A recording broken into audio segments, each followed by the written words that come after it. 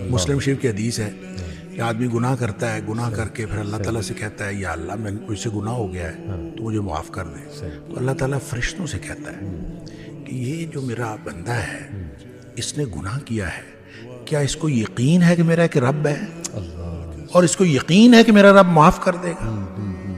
اور فرشتے کہتے ہیں یا اللہ یقیناً اس کو یہ یقین ہے، اسی لیے تو آپ سے معافی مانگ رہے ہیں۔ اللہ تعالیٰ فرماتے ہیں میں نے اس کو معاف کر دیا۔ کیا بات! اچھا کچھ دیر بعد پھر گناہ کر لیتا ہے، پھر بیٹھ جاتا ہے، رب انی اذنبت ذنبا، اللہ مجھ سے گناہ ہو گیا ہے، صحیح، تو پھر معافی مانگتا ہے اللہ تو مجھے معاف کر دے۔